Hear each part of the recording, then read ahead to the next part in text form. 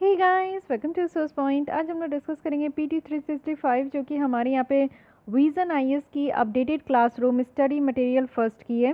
तो ये 5 से लेकर 21 ऑफ जो आपका यहाँ पे 2021 की जो अप्रैल तक है उसमें हम लोग रिवीजन पॉइंट ऑफ व्यू से देख रहे हैं। ये 3 months revision point of view से आपका यहाँ पे टॉपिक कंप्लीट होने वाला है। तो आईआर हमारी कंप्लीट हो चुकी है। आज हम लोग यहाँ पे इकोनॉमी स्टार्ट करते हैं क्योंकि सबसे इंपॉर्टेंट सेक्शन और बहुत ज़्यादा लेंथी सेक्शन आपको देखने को मिलेगा। तो चलिए स्टार्ट करते हैं। सबसे पहले आज हम लोग देखेंगे कि फिजिकल पॉलिसी के तहत कौन कौन से ऐसे इंपॉर्टेंट टॉपिक है जो कि 3 महीने में कंप्लीट की गई है। तो यहाँ पे कवर्ड किया गया है 15 फाइनेंस कमीशन की रिपोर्ट जो कि काफ़ी ज़्यादा इंपॉर्टेंट है, one of the most important topic है ये। उसके बाद होलसेल प्राइस इंडेक्स के बारे में हम लोग बेसिक देखेंगे और यहाँ पे सीपीआई डब्ल्यूपीआई के बीच में फुल कंपैरिजन देखने वाले हैं। बॉन्ड यील्ड क्या है इसके बारे में समझेंगे एंड देन यहाँ पे कैपिटल गेन टैक्स के बारे में एंड देन यहाँ पे इक्वलाइजेशन लिवाई। तो ये सारे कुछ कॉमन टॉपिक होने वाले हैं जो कि आज हम लोग इसको डिस्कस करेंगे। तो चलिए स्टार्ट करते हैं। फर्स्ट टॉपिक के साथ जो कि है 15 फाइनेंस कमीशन की रिपोर्ट। तो बेसिकली ये चीज़ तो आपको पता चल गया कि इस बार 15 फाइनेंस कमीशन की रिपोर्ट आई है।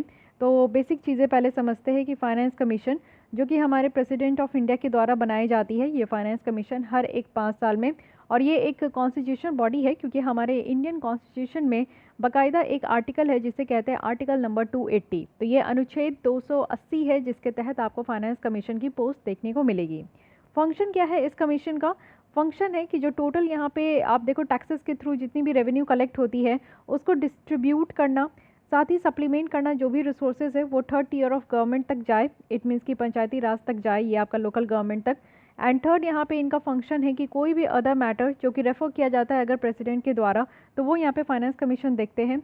एंड साथ ही साथ जो यहाँ पे ग्रांट इन एड है, इट मीन्स कि एक फिनेंशियल असिस्टेंस की तहत जो मदद के रूप में स्टेट गवर्नमेंट को दिया जाता है सेंट्रल गवर्नमेंट के द्वारा, तो उसकी भी जो भी यहाँ पे सिद्धांत है उन सारी चीज़ों को ये देखते हैं। ठीक है, तो ये 4 कॉमन आप फंक्शंस है जो कि फाइनेंस कमीशन के आपको ध्यान रखनी है। अब यहाँ पे बेसिक समझते हैं कि जो 15 फाइनेंस कमीशन है जिनको यहाँ पे चेयर कर रहे हैं, इट मीन्स कि यहाँ पे चेयरमैन जो आपको देखने को मिलेगा ये एन.के. सिंह है। और ये जो रिपोर्ट है इसका नाम है फाइनेंस कमीशन इन कोविड टाइम्स। ठीक है, तो ये जो कमीशन है इनके द्वारा यहाँ पे 2 रिपोर्ट सबमिट किया गया था। फर्स्ट रिपोर्ट है जो कि यहाँ पे फिनेंशियल ईयर जो 2020 और 21 था उसको लेकर उसके लिए रिकमेंडेशन दी गई थी।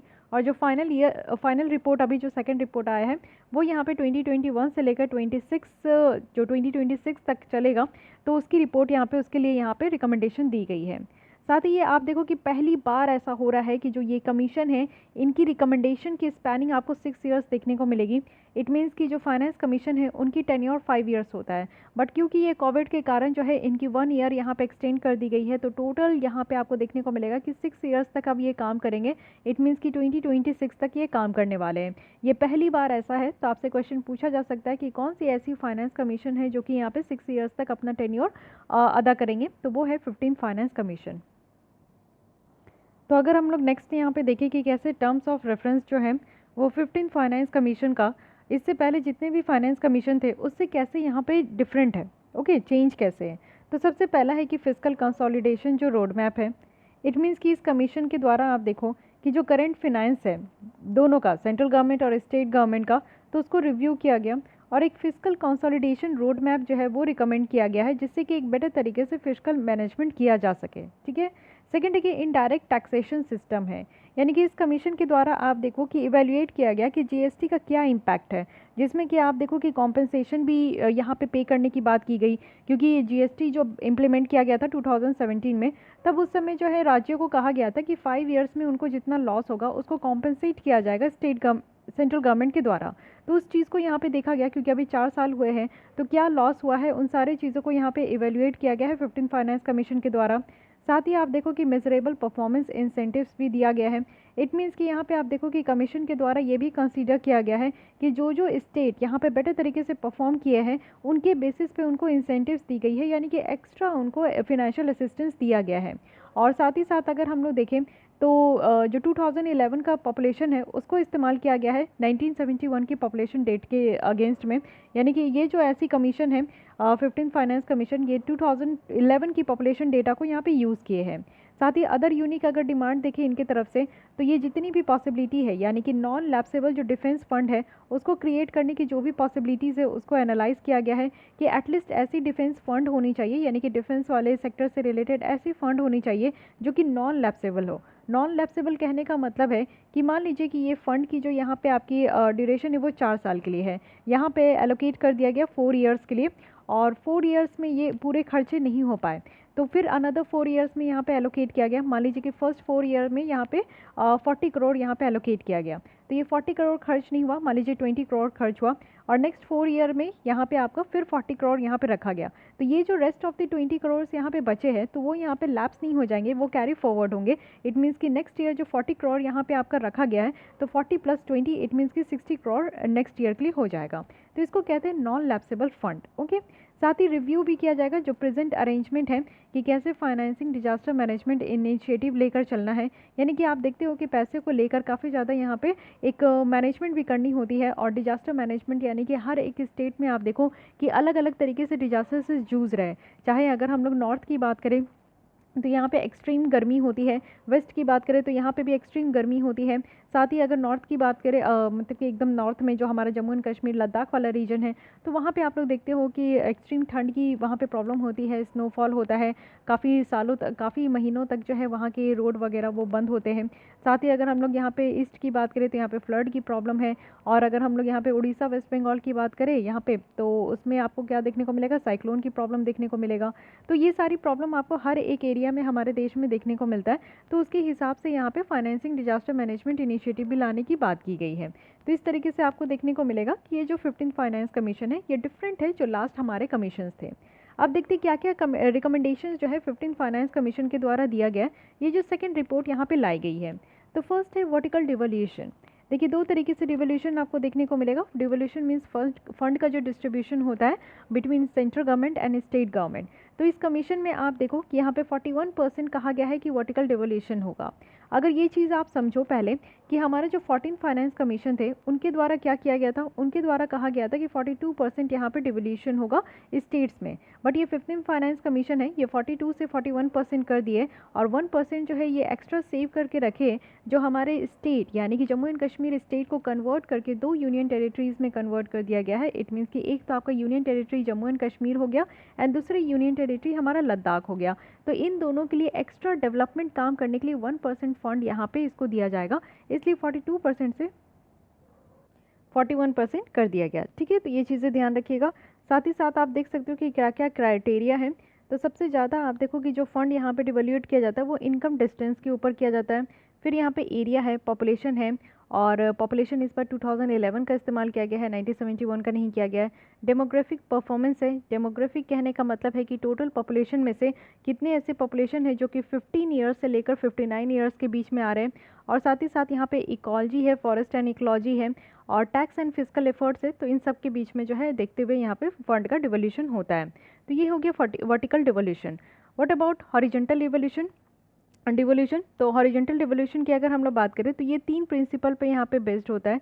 सबसे पहला कि किसी राज्य को कितनी ज़रूरत है, नीड के ऊपर यहाँ पे बेस्ड होता है। उसके बाद इक्विटी, इट मीन्स कि हर एक राज्य के बीच में जो है ना इक्वालिटी होना चाहिए, कहीं से भी पार्शियलिटी नहीं करना है। साथ ही स्टेट की कैसी परफॉर्मेंस है, अगर कोई राज्य अपने यहाँ पॉपुलेशन कंट्रोल करने में सक्षम है, पॉपुलेशन को कंट्रोल किए है, या फिर कोई राज्य अपने यहाँ जो है बच्चों को एजुकेशन अच्छा दिए है, या फिर महिलाओं को हेल्थ की सुविधा तक पहुँचाया है, प्राइमरी हेल्थ केयर जो है वो सारे लोगों को बेटर तरीके से मिल पाया है, प्राइमरी पब्लिक हॉस्पिटल जो है वो बेटर तरीके से वहाँ पे सारे फैसिलिटीज़ प्रोवाइड किए जा रहे हैं। तो जिस भी तरीके का परफॉर्मेंस है राज्य को उस हिसाब से जो है यहाँ पे हॉरिजॉन्टल आपका डिवोल्यूशन होता है। यहाँ पे भी आपको 6 क्राइटेरियाज देखने को मिलेंगे, वही है इनकम डिस्टेंस है, एरिया है, पॉपुलेशन है, डेमोग्राफिक परफॉर्मेंस है, फॉरेस्ट एंड इकोलॉजी है, टैक्स एंड फिजिकल ट्रांसफर है। ठीक है, अब आते हैं ग्रांट टू स्टेट्स, यानी कि स्टेट को जो ग्रांट दिया जाता है उसके बेसिस पे अगर हम लोग देखें तो रेवेन्यू डेफिसिट ग्रांट है, यानी कि किसी राज्य में आप देखो कि जैसे जीएसटी इंप्लीमेंट हुआ है तो उसके बेसिस पे हर एक राज्य को उतना जितना उनका एस्टिमेट था कि उनका रेवेन्यू जनरेट होना चाहिए उतना उनका जनरेट नहीं हो पा रहा। मान लीजिए कि एक राज्य की जो है यहाँ पे 1 साल का रेवेन्यू जनरेट करने का एस्टिमेट 100 रुपये है, बट वो 100 रुपये नहीं हो के मान लीजिए कि 70 रुपये हो रहे हैं या 80 रुपीज़ हो रही है। तो यहाँ पे क्या हो गया कि यहाँ पे 20 रुपये का घाटा हो रहा है, 20 रुपये की कमी हो रही है, जो कि यहाँ पे सेंट्रल गवर्नमेंट उसको भरपाई करते हैं। State government grant in aid मांगते हैं और वो सेंट्रल गवर्नमेंट को देना होता है।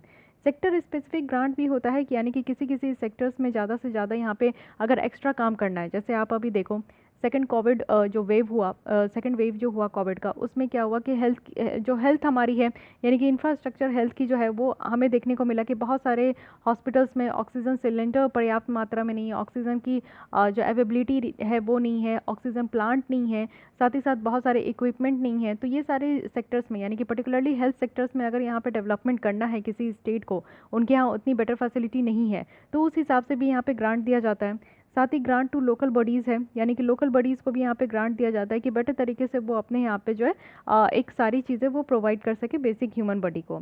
साथ ही no grant will be release to local bodies of a state after March 2024। अब ये भी चीज़ कही गई है कि 2024 के बाद से जो है कोई भी ऐसा ग्रांट जो है लोकल बॉडीज़ को नहीं दिया जाएगा अगर स्टेट अपने यहाँ स्टेट फाइनेंस कमीशन नहीं कॉन्स्टिट्यूट करेंगे। आपको ये बताना है कि जैसे सेंटर के बेसिस पे हमारा फाइनेंस कमीशन होता है जो कि आर्टिकल 280 के तहत अभी हम लोग देख रहे हैं, फाइन, लेकिन हर एक राज्यों में स्टेट फाइनेंस कमीशन बनाने होते हैं, स्टेट इलेक्शन कमीशन बनाने होते हैं। तो ये किस अमेंडमेंट के थ्रू बनाया जाता है ये आप लोग को बतानी है, ठीक है। First question for you, disaster risk management की अगर हम लोग बात करें तो इस कमीशन के द्वारा रिकमेंड भी किया गया है कि जो एग्जिस्टिंग कॉस्ट शेयरिंग पैटर्न्स है सेंटर और स्टेट के बीच में डिजास्टर मैनेजमेंट फंड को लेकर, तो उसको लेकर यहाँ पे रिकमेंडेशन दिया गया कि कॉस्ट शेयरिंग जो पैटर्न है वो आप लोग देखो कैसे रहेगा कि सेंट्रल गवर्नमेंट और स्टेट गवर्नमेंट का है, लेकिन स्टेट में भी आप देखते हो कि डिफरेंट डिफरेंट स्टेट की क्राइटेरिया है। सबसे पहले नॉर्थ ईस्ट की बात करें या फिर हिमालय स्टेट की बात करें, तो क्योंकि ये सारे स्पेशल स्टेट के अंदर में आते हैं, तो यहाँ पे जो फंड का डिवोल्यूशन होता है वो 90% सेंट्रल गवर्नमेंट करते हैं और यहाँ पे सिर्फ 10% जो है वो स्टेट गवर्नमेंट देते हैं। लेकिन अगर हम लोग ऑल अदर स्टेट की बात करें इसके अलावा, तो यहाँ पे 75% सेंट्रल गवर्नमेंट की बात है और 25% स्टेट गवर्नमेंट यहाँ पे शेयर करते हैं। तो इस तरीके से डिजास्टर को यहाँ पे रोकने के लिए जो है सेंट्रल और स्टेट गवर्नमेंट का इस तरीके से कैटेगराइज किया गया है। टोटल ट्रांसफ़र की अगर हम लोग बात करें तो टोटल अगर हम लोग ग्रांट को भी इंक्लूड कर ले तो ये 10 लाख करोड़ तक है और टैक्स डिवोल्यूशन हमारा 42 लाख करोड़ तक हुआ है। वहीं अगर टोटल ट्रांसफ़र क्या होता है, टोटल ट्रांसफ़र का मतलब कि कितना फाइनेंस कमीशन के द्वारा यहाँ पे डिवोल्यूशन भी है हॉरिजेंटल वर्टिकल दोनों तरीके से, और कितना ग्रांट दिया जा रहा है, इन दोनों को मिलाकर टोटल ट्रांसफ़र होता है। तो ये चीज़ ध्यान रखिएगा, कहीं पूछ लिया गया तो आप कंफ्यूज मत होना।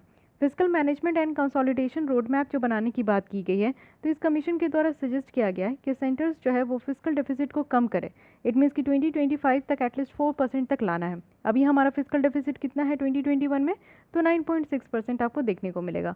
अब इससे घटा के आगे आने वाले 4 साल में यहाँ पे 4% तक लेकर आना है, ये रिकमेंडेशन दिया गया है।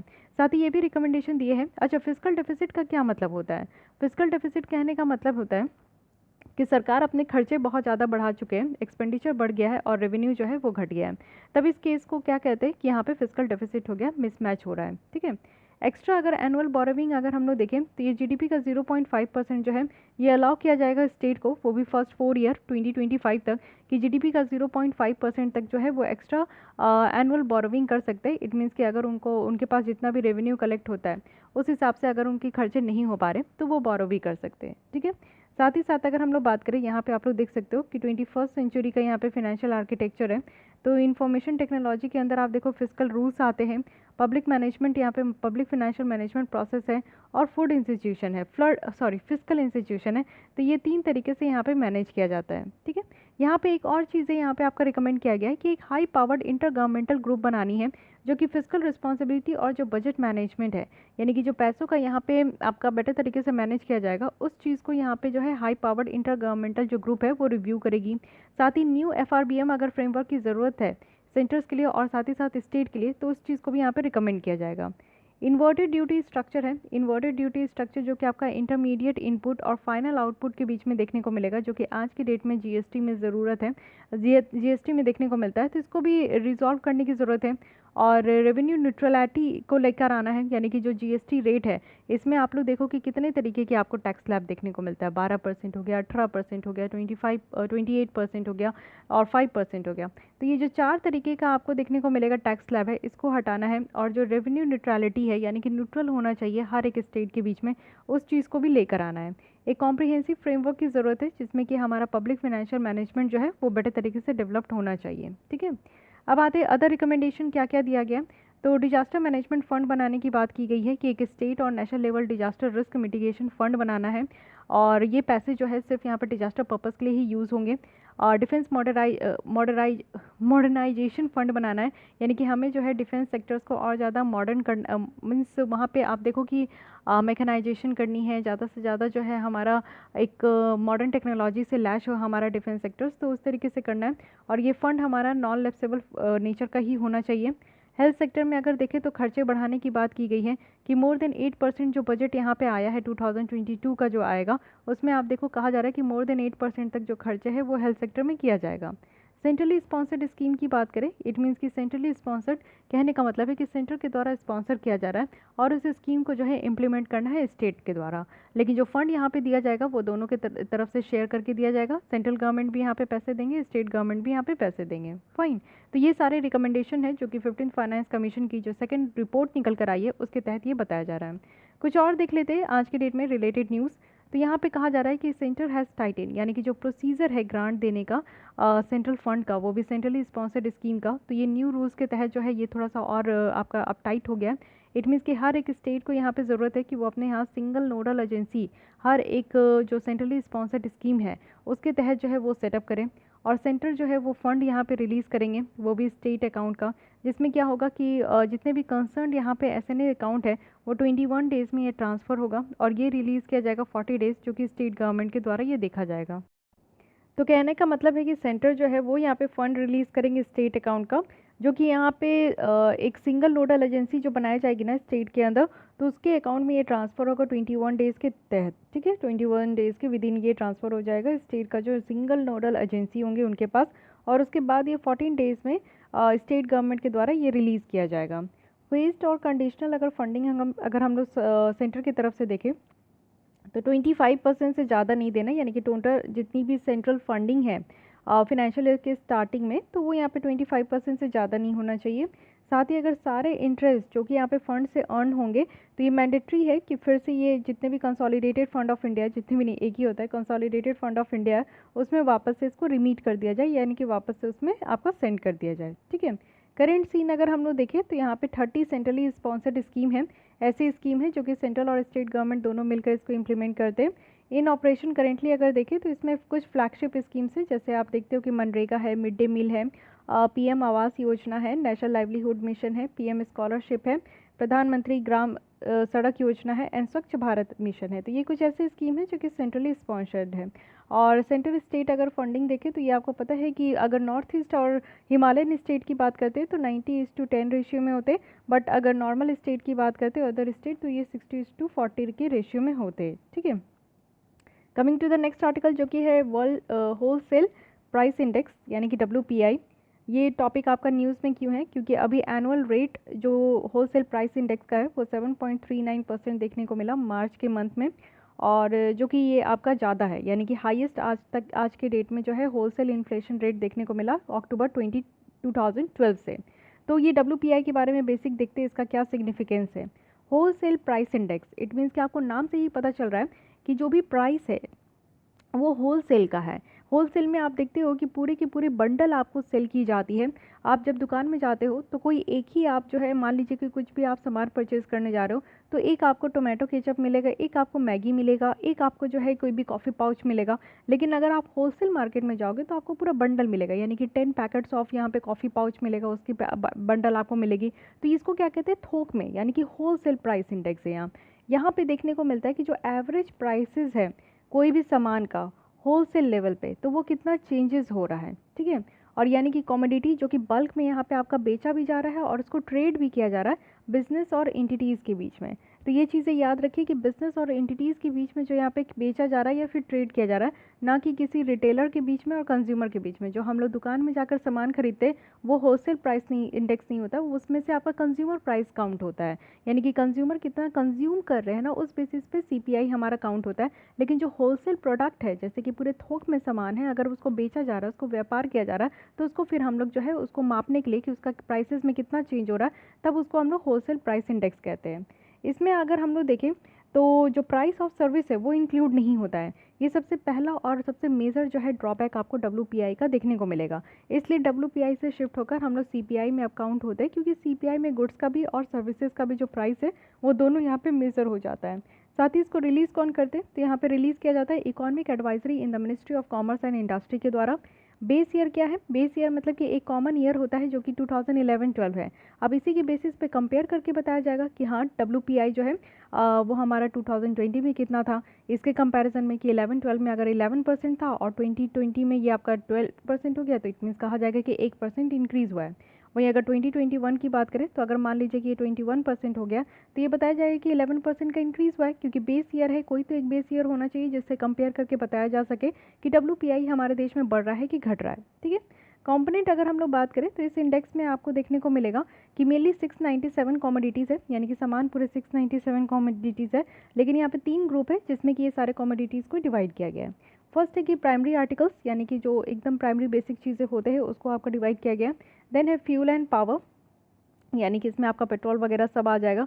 और फिर मैन्युफैक्चर्ड प्रोडक्ट है, जो कि यहाँ पे आपका इंडस्ट्री से बनकर जो प्रोडक्ट निकलता है उसको अलग लेवल पे यहाँ पे रखा जाता है। ठीक है, ये आप देख सकते हैं कॉम्पोनेंट ऑफ WPI बास्केट का। यहाँ पे क्या है, प्राइमरी आर्टिकल्स है जिसमें टोटल 117 आइटम्स है। देखिए ये सारे फैक्ट्स है and these facts are very important for your prelims point of view. तो बेसिकली मैं यही कहूँगी कि एक एक फैक्ट्स अब आपको रटना स्टार्ट करना होगा, एकदम से उसको आप जो है मगअप करते जाइए, क्योंकि UPSC में आपको पता है कुछ भी पूछ सकते हैं।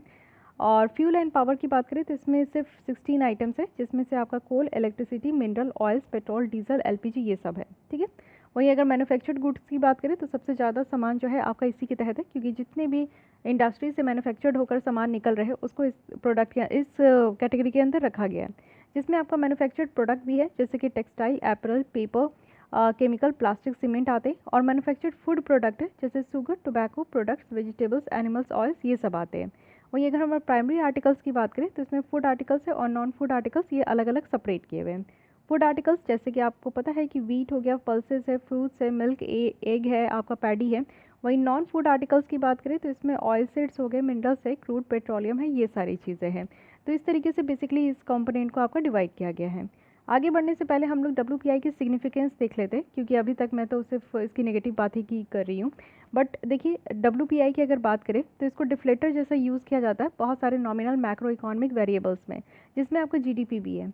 अब ये GDP क्या होता है? GDP होता है किसी भी कंट्री के टेरिटरी के अंदर एक साल में, एक फाइनेंशियल ईयर में total production of goods and services कितना हुआ है उसके सम को हम लोग GDP कहते हैं, बहुत ही सिंपल लैंग्वेज में। ठीक है, तो ये डिफ्लेटर जैसा यूज़ करता है, यानी कि यहाँ पे बताया जाता है WPI से कि हमारा GDP कितना बढ़ा है, कितना घटा है। वहीं अगर हम लोग बात करें तो स्केलेशन जो क्लॉज है, यानी कि जो कच्चे पदार्थों का, जो रॉ मटेरियल का, मशीनरी का, कंस्ट्रक्शन वर्क का जो सप्लाई होता है उसमें एक स्केलेशन क्लॉज होता है, तो उसके पर्पज़ से भी इसको यूज़ किया जाता है। WPI की अगर बात करें तो इसमें सब इंडेक्स भी है। सबसे पहला फूड इंडेक्स है, ठीक है, जिसमें कि आप देखो कि WPI जो फूड प्रोडक्ट्स है, मैन्युफैक्चर्ड प्रोडक्ट्स है, वो सब यहाँ पे आते हैं। साथ ही साथ कंज्यूमर प्राइस इंडेक्स भी है यहाँ पे, कि फूड प्राइस इंडेक्स जो भी यहाँ पे CSO के द्वारा यहाँ पे पब्लिश किया जाता है। इससे क्या होता है कि फूड इन्फ्लेशन को, यानी कि आप देखो कि खाने के सामान में जो है कितनी महंगाई आ रही है, उस चीज़ को बेटर तरीके से मॉनिटर किया जाता है। तो ये आप लोग को देखने को मिलेगा। नेक्स्ट अगर हम लोग देखें तो कंपैरिजन कर लेते हैं, जिससे कि आपकी जो है यहाँ पे कॉन्सेप्ट क्लियर हो जाएगी।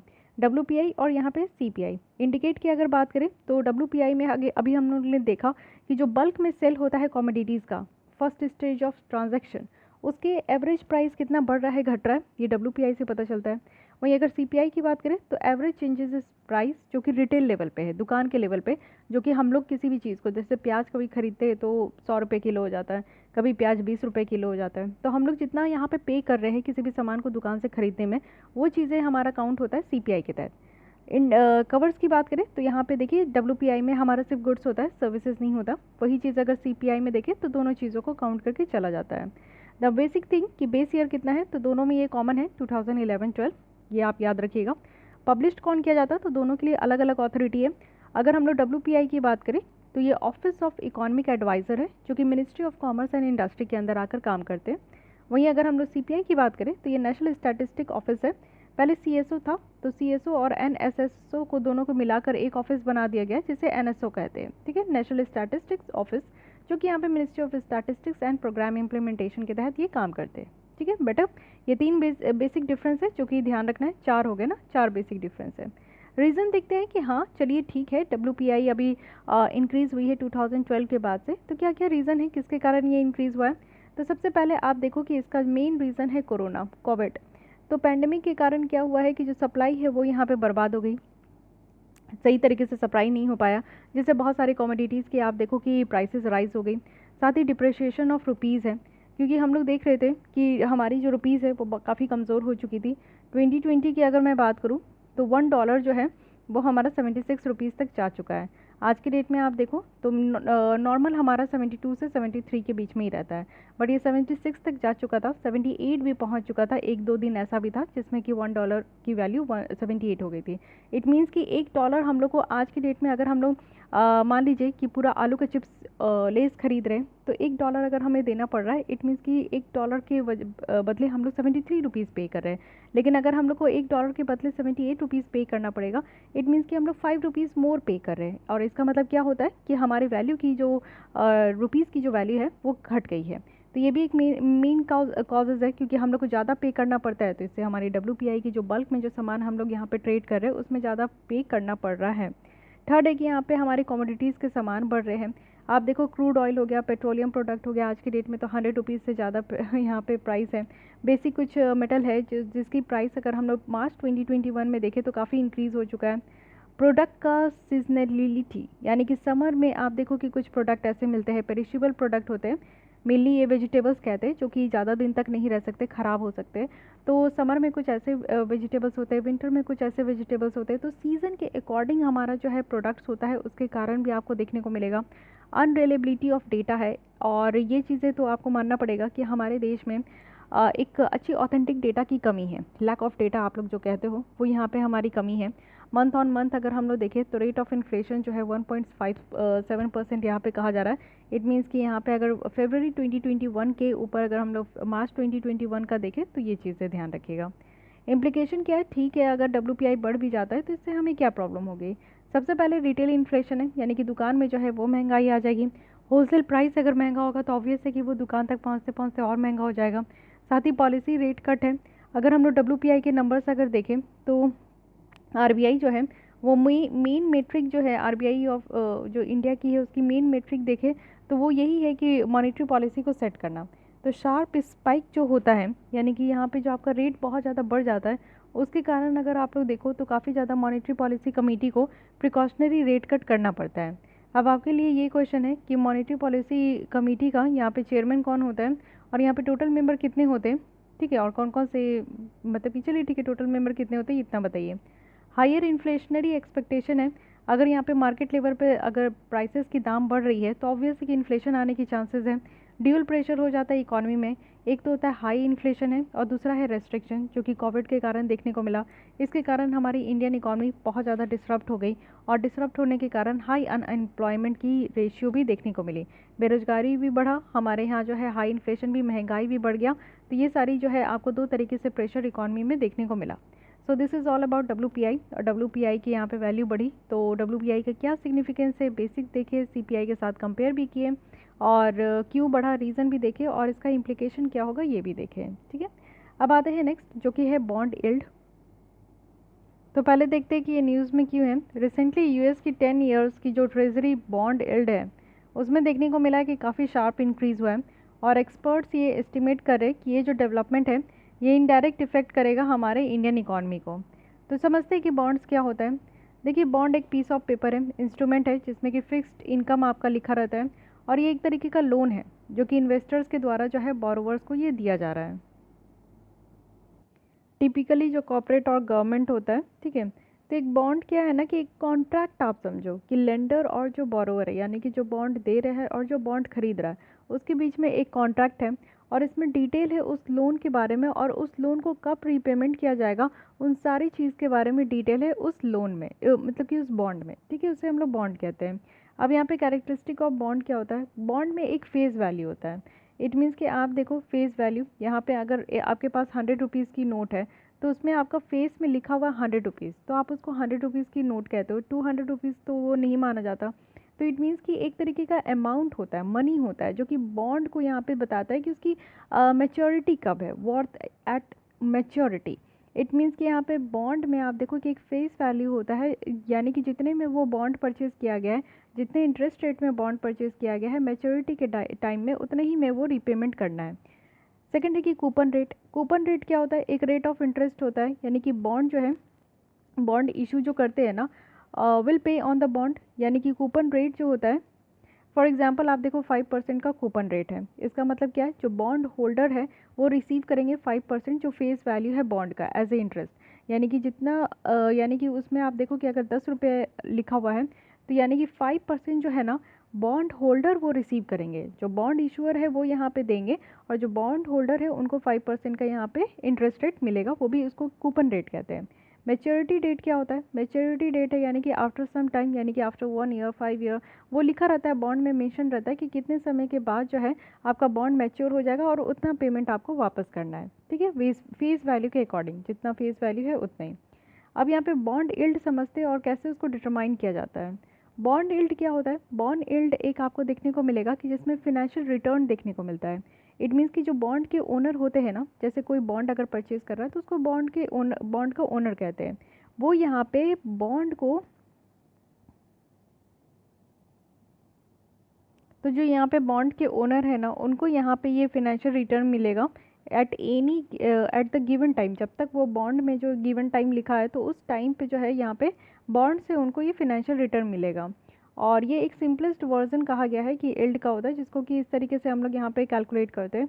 इल्ड मतलब क्या होता है, इल्ड देखिए coupon amount into 100 by price, यानी कि कूपन में ये कितना अमाउंट है और इसको 100 कर देते हैं और टोटल यहाँ पे कितना प्राइस है, ठीक है, ये चीज़ होता है। यानी कि अगर प्राइस ऑफ बॉन्ड जो है रिमेन कांस्टेंट है, मान लीजिए कि इसको 10 रुपीज़ में ख़रीदा गया था तो आज भी 10 रुपीज़ है, तो यहाँ पे क्या होगा कि यील्ड जो बॉन्ड का है वो सेम होगा जितना कूपन रेट है, यानी कि जितने रेट में जो है बॉन्ड होल्डर को उतना रिसीव मिला था परसेंटेज ऑफ जो इंटरेस्ट रेट है, तो ये सेम होता है। बट अगर बॉन्ड प्राइस अगर हम लोग देखें तो यहाँ पे अगर कांस्टेंट है तो इट मीन्स कि ये डेली बेसिस पे चेंज हो रहा है, क्यों, कुछ फैक्टर्स के तहत होता है, जैसे इकॉनमी में मनी सप्लाई हो रही है, इंटरेस्ट रेट कितना हो रहा है, उसके बेसिस में आप देखो कि यहाँ पे डेली बेसिस में बॉन्ड प्राइस की जो बॉन्ड प्राइस है वो चेंज भी होता है। बॉन्ड ट्रेडिंग एट प्रीमियम, यानी कि हायर कॉस्ट में जो यहाँ पे ट्रेड हो रहा है, हायर वैल्यू में, यानी कि फेस वैल्यू यहाँ पे 10 रुपीज़ में है लेकिन इसको ट्रेड किया जा रहा है 20 रुपीज़ में, तो इसको कहते हैं कि ट्रेडिंग एट प्रीमियम। और बॉन्ड ट्रेडिंग एट डिस्काउंट, यानी कि जितना फेस वैल्यू है उससे कम में, इट मीन्स कि यहाँ पे अगर 10 रुपीज़ इसका फेस वैल्यू है तो 5 रुपीज़ में अगर इसको ट्रेड कर रहे तो इसको कहते हैं bonds trading at a discount, ठीक है। अगर बॉन्ड्स यहाँ पे ट्रेडिंग एट ए प्रीमियम है, अगर जितना फेस वैल्यू है उससे ज़्यादा में अगर ये बॉन्ड को अगर आप ट्रेड में लगा रहे हो तो इट मीन्स कि बॉन्ड की जो यील्ड है ना वो यहाँ पे कम होगा जितना कूपन रेट है।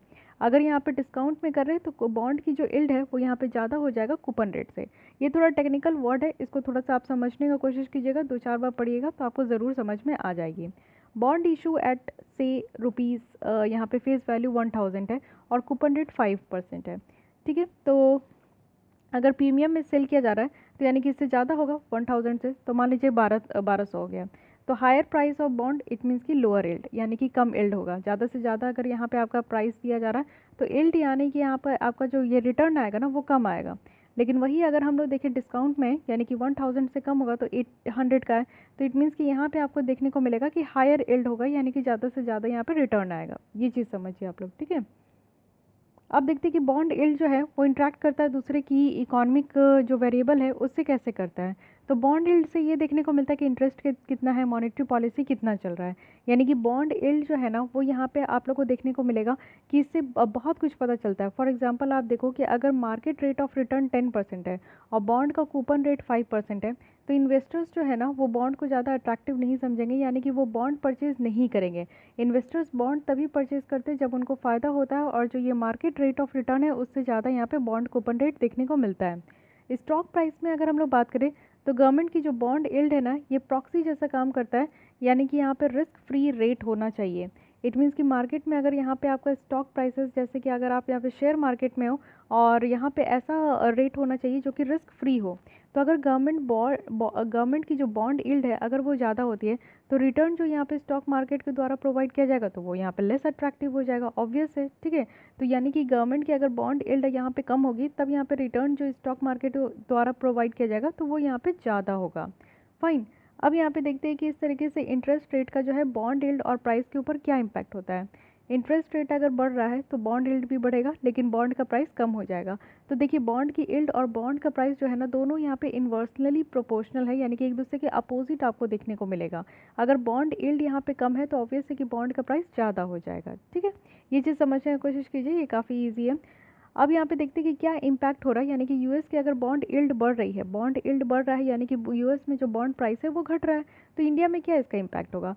तो सबसे पहले क्या होगा कि यहाँ पर डिक्रीज होगा फ्लो ऑफ इन्वेस्टमेंट, यानी कि यूएस एक सोर्स ऑफ फ्लो है, यानी कि इक्विटी मार्केट का दूसरे कंट्रीज़ में, और हमारे देश में भी आपको देखने को मिलेगा कि काफ़ी इन्वेस्टर्स जो है वो यूएस से है। तो अगर वहाँ पे बॉन्ड यील्ड बढ़ता है तो ऑब्वियस है कि बॉन्ड की प्राइस घट रही है, तो इन्वेस्टर्स जो है कम इंटरेस्ट लेंगे बॉन्ड परचेज करने में, तो हमारे यहाँ भी कम यहाँ पे जो है इन्वेस्टमेंट होगा। साथ ही डिप्रिशिएशन ऑफ रुपीज़ है, रुपीज़ की वैल्यू जो है डॉलर के कंपैरिजन में भी ये कम हो जाएगी। साथ ही ड्राइविंग अप होगा डोमेस्टिक बोरोविंग कॉस्ट का। अगर बॉन्ड यील्ड अगर हम लोग यूएस में देखें तो ये पुशअप यील्ड है इंडिया में, तो इससे क्या होगा ना कि हमारा जो रिटर्न होता है कंपनी का वो काफ़ी हद तक यहाँ पे अफेक्ट भी होता है। तो तीन तरीके से आपको देखने को मिलेगा। पहला है कि इन्वेस्टमेंट कम होगा, अगर यूएस में बॉन्ड यील्ड बढ़ता है तो इन्वेस्टमेंट कम हो जाएगा और इंडिया में, और साथ ही साथ हमारी रुपीज़ की वैल्यू घट जाएगी और डोमेस्टिक जो बोरोविंग कॉस्ट है वो भी यहाँ पे ड्राइविंग अप हो जाएगा। तो ये तीन प्रॉब्लम देखने को मिलेगा। इसी के साथ आपको जीसैप देखने को मिलेगा, ये आज की डेट में काफ़ी न्यूज़ में है, तो वेरी वेरी इंपॉर्टेंट कॉन्सेप्ट है। इट मीन्स कि गवर्नमेंट सिक्योरिटीज़ एक्विजिशन प्रोग्राम। अब इस प्रोग्राम के तहत क्या है कि आप देखो कि आरबीआई के द्वारा इसको लाया गया है। सबसे पहली बात तो आपको यही याद रखनी है कि किसके द्वारा लाया गया। तो जीसैप है जिसमें कि गवर्नमेंट की जो बॉन्ड है वो यहाँ पे परचेज करना होगा, और ये 1 लाख करोड़ तक की है। फर्स्ट क्वार्टर ऑफ 2022 में ये लाया जाएगा, ठीक है।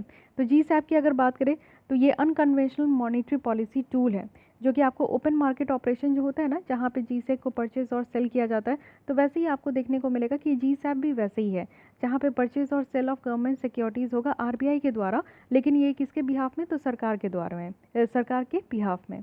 अगर डिफरेंस अगर हम लोग माइनर डिफरेंस देखें ओएमओ और यहाँ पे जीसैप का क्या है, तो आरबीआई जो है पीरियोडिकली यहाँ पे गवर्नमेंट बॉन्ड को परचेज करती है मार्केट से, वो भी ओएमओ के थ्रू।